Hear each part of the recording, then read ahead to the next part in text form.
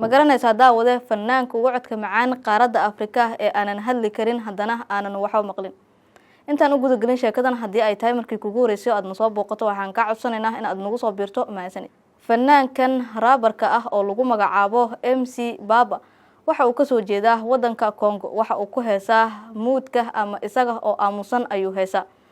Waxaad aragteen aalada TikTok isaga oo heesaya oo waliba raab ahaan u heesaya. Waxaa muuqaaladiisa ka falcelisa kumanaan qof oo taageerayaashiisa ah. Fanaankan ka soo jeeda qaaradda Afrika gaar ahaan wadanka Congo ayaa soo bandhigay kalsooni heerkeedu sareyso isaga oo maqalka naafa ka ah ama dhagool ah ayaa waxa uu ku dhiiraday in uu heeso oo waliba raabar uu noqdo. Ninkan ayaa waxa inta badan saacideeya dhalinyaro ay is-afahmeen oo waxa ay ka saacidaan in ay u jiibiyaan heesta uu qaadayo oo isaga marka doorkiisa la soo gaaro si fiican ay u dhaansi gareeyaan.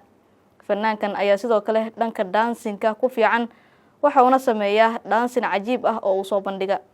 Kooxda dhalinyarada ah ee saaxiibadiis ah ayaa mar walba ninkan ku dhiirigeliya in uu heeso oo uu wax badan soo bandhigo.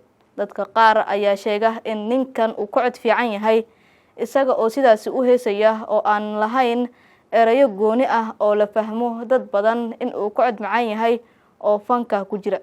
Ninkan kalsoonidiisu ay sareyso ayaa sidoo kale waxa uu sameeyaa faashiyonada ama isaga oo qaata dhar ka duwan fanaaniinta kale sida ay ku caan yihiin dhalinyarada raabarka ah oo dhar kala duwan ay soo xirtaan sidoo kalena ay taageerayaashooda u soo bandhigaan muuqaalo xiiso geliya si ay u soo jiitaan.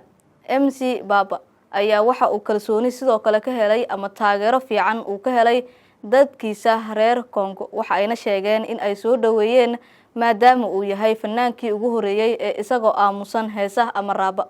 Waxa uu shacabka reer Congo kala kulmay soo dhaweyn fiican marka qaar uu wadooyinka marayana waxa ku soo xooma dad badan oo taageerayaashiisa ah kana dalbada in ay sawiro la galaan.